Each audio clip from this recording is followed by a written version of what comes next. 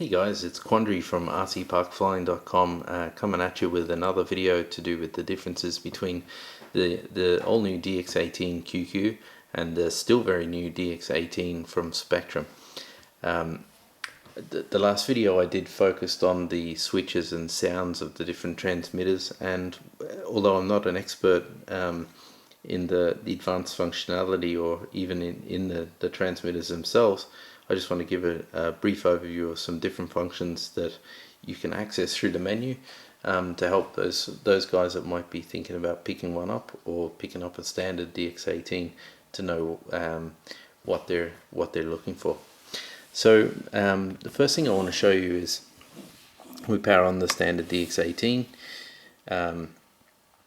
Just one small difference that I've noticed, I'm not sure that it means anything, is that when the DX18 powers up, it comes up directly with the battery voltage and arms pretty quick. With the DX18QQ, when I turn that on, firstly we go through the signature page, and then it comes up showing the voltage at 0.2 volts, and then just when it arms, it flicks over to the detected battery voltage. I'm not too sure if that means anything at all or if it's some kind of voltage pre-check, but it is a minor difference that I noticed, and I just thought I'd mention it. So with these two radios, they're both a variant of the DX18 core, and in fact the control system is very similar as is the graphical system. If we click the roller on the DX18, it brings us into an area where we can select different functions for the model that happens to be flying at the time. So in this screen we have a variety of settings that are common to many different Spektrum radios of the current range, and in fact the DX18 is no different. It literally has one extra option in the function list, which is the option to go directly to system setup. So when we click, you can see there that there's no system setup in the DX18. To get to the system setup, there's a key sequence that needs to be put into the radio, or it's a power off and power on while holding down the click button. So if we click into system setup, the DX18QQ gives us a warning message to say that RF is going to be disabled. Yes, we're sure. Let's get in there. And now we're into the system setup. On the 18, what I want to do is to choose a different model. Okay, go back, choose the model I was on again, and now I'm in system setup. So no biggie, it's actually just a couple more clicks and you're practically there anyway. Now within the system setup itself, there's more or less pretty much there's a lot of similarities in this area also. So the first option was model select, which gives us a chance to pick which memory we want to work with. Okay, in the model type we can choose aeroplane, helicopter or sailplane. Model name, you can set the name, and then in aircraft type allows us to set the different wings. So pretty much everything there is the same in the QQ. Now there are a couple of differences in this particular area, whereby we can select various different wing types, and if we choose the maximum wing type for standard ailerons, it comes up with 4 aileron, whereas in the QQ,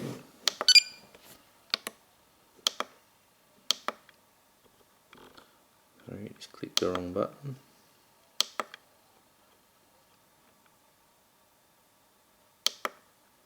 We can actually get a 6 aileron setup. Okay, so it can be rolled back to 4.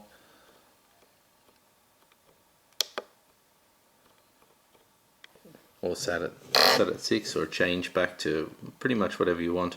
In fact, as I'm informed, that's just what they term a canned mix, because the DX18 is capable of achieving the same functionality just by running through a programmable mix. One other area where we'll see a slight difference is in terms of the canard setup. So if we change the wing type to, if we change our wing type to Alavon,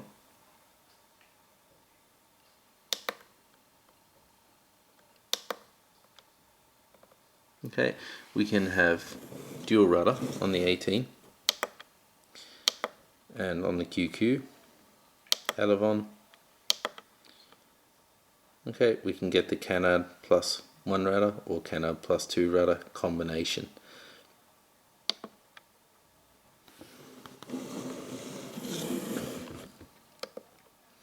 Okay, another slight difference in this particular menu is that once we go deeper into that menu, it brings us to the option to be able to activate gyros. We can have up to 2 gyros active on the aircraft.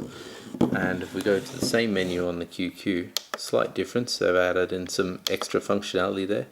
You have the ability to turn on the pitch curve, which is for use with models that have a variable pitch propeller. So we also have a picture of an aeroplane over here on the side, and when I click on that, it allows me to change to various different model types. This is the expanded range of model avatars that is provided with the 18QQ. As you can see, there's some E-flight models there, like the Striker. I believe that's a Yak. There's a jet model there as well. So there's a few different graphics in there. The Beast, or any particular type of biplane that can help you to associate to the model that you're selecting much quicker than having to read the name, and just personalizes it that little bit more. Okay, so if we come out of that area now, what I'll be able to do is change to a different model type. Well, actually, I have another model type created here. If we go into heli, and we can take a look and see what graphics they have in the heli as well.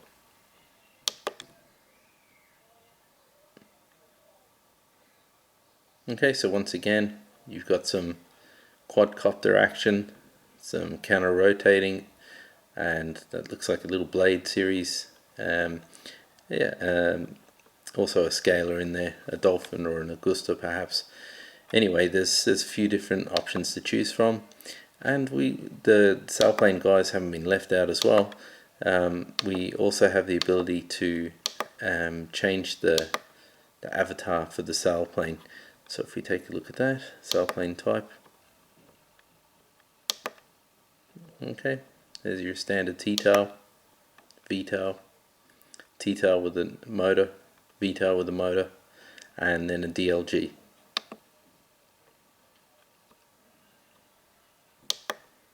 So some nice customizations there that just help you to feel at home with the model. There is also some differences in the flight mode setup, which I'm not really going to demo because I'm not too competent in that functionality just yet. Might come back and visit that later on when I've a bit more than 1 day's experience on the transmitter. Yeah, so then all of the other settings that we have in here are pretty much exactly the same as what you get in the DX18. One area that is different though, if we take a look in the system settings, you can see this system settings screen. That is actually exactly the same in the DX18. So it's only the second screen that we see any particular difference there.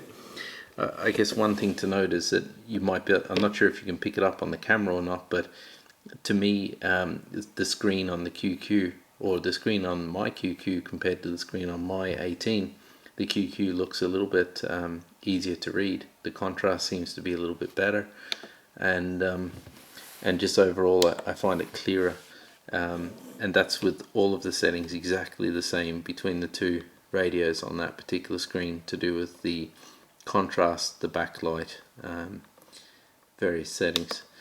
Now if we go to the second screen of the advanced menu, we get into extra settings, and on the DX18 the extra settings that we have available to play with is, number one, we have system sounds which can be inhibited or activated. Okay, I tend to roll with the system sounds inhibited because I find that to be quite loud and acute, the particular beeping that comes with the DX18. It also gives us the ability to have the vibrator inhibited or active, and then also allows us to change the trim styles that are to be seen on the main screen. We can turn them off altogether. Boxed boxes, go with boxed arrows, arrows on lines, and that's all good. A little bit of customization there to set up the radio the way you want it. On the 18, Spektrum have been able to give us just a little bit more customization in that area to make things a little bit more comfortable. So in terms of system sounds, instead of having activate or inhibit, when we actually click on the system sounds to select, okay, then we have the option to be able to adjust the various different sounds that are included in the radio, inhibit them or activate them. So that at the moment my roller, there is no sound from the roller, okay, and if I activate it, now I have my roller sound back. Same goes with the timer sounds, can be active or inactive, trim sounds also, key click sounds, and the switch sounds, active or inactive.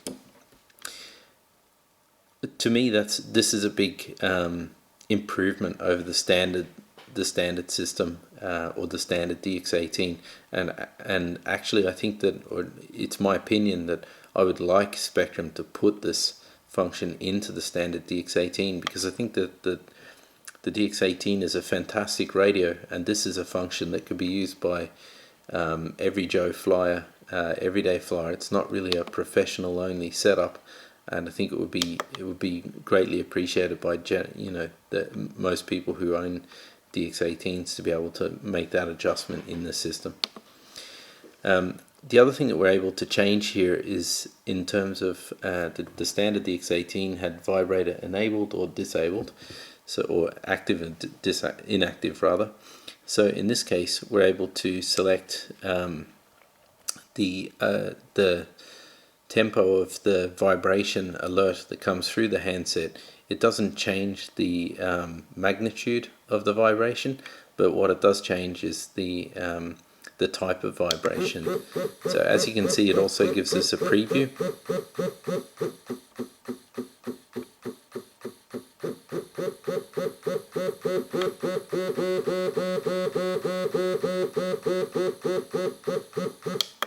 Okay, which is a nice customization to have, and yeah, I mean, maybe some people need more waking up than others, and would like to make it a lot more of a high tempo vibration. Okay, and the next option we have is the trim style. Actually, all of these settings are exactly the same as in the DX18.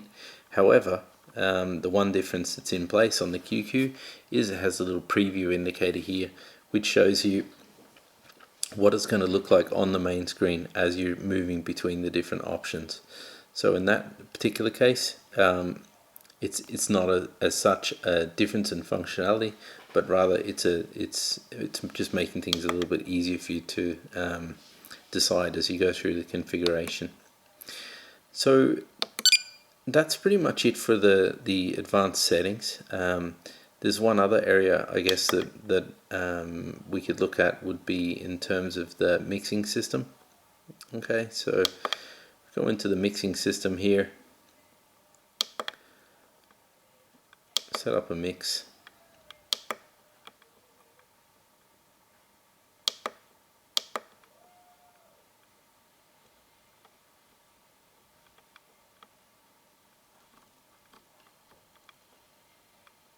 Well, let me just choose anything, doesn't matter. You have the ability to adjust the mix increments in 0.5% accuracy all the way up until 10%. When we get to 10%, it then goes at 1% increments, whereas on the standard DX18 it's 1% all the way through. Now my mixes are pretty rudimentary. I'm not a pro level or show level, so for me it doesn't really add a lot, but I'm sure that the really serious guys will love the ability to get all that more accurate in the design of the mixes, which as we know has a huge impact on how smooth and accurate your flying is. So really the only final thing to show you, I think, is in terms of we turn the radio off, and if I simulate starting the radio up with the throttle in position, what you'll notice is a slight difference between the two. So I should have my high throttle warning alert on now. Switch on the standard DX18, and as you'll remember, I've turned the volume, or I've turned the actual alert noises off on this radio, and as you can see, all I get is a screen that flashes up and says warning, throttle high. There's no actual alert as such, that if I'm not looking at the radio, it doesn't call my attention to it. And I think that's a disadvantage on the standard DX18 that would be great to rectify. We bring the throttle back down, then it boots up and goes fine. Let's try the same thing on the QQ. We turn it on. Okay, and there's my throttle high beeper. Now the reason we're not getting anything from the standard DX18 is because I'd gone through the system settings and turned off the annoying beeper that beeps every time you roll through the menu or click a button. And if we had the configuration in there, or the options for the configuration in there that we have in the QQ to be able to adjust the sounds, that would actually help out, I think, in terms of making everything much easier to set up, and also much safer. That if you forget to turn the alert back on, you're not going to accidentally start a model in high throttle. So that's more or less my short overview, guys, and I hope you've got something from that. So there's some interesting new features in there, and overall gives you a bit of a feeling for the fact that, to be honest, 95% of what the DX18QQ can do is done by the DX18 straight out of the box. Maybe an extra 2% in some mixes, and then there's some true special features in the QQ that probably account for another 3% there. So thanks very much for watching, and if you have any comments or have any requests, go ahead and create a or post below the video on YouTube, and I'll talk to you on the internet. This is Quandary from RC Park Flying, signing out.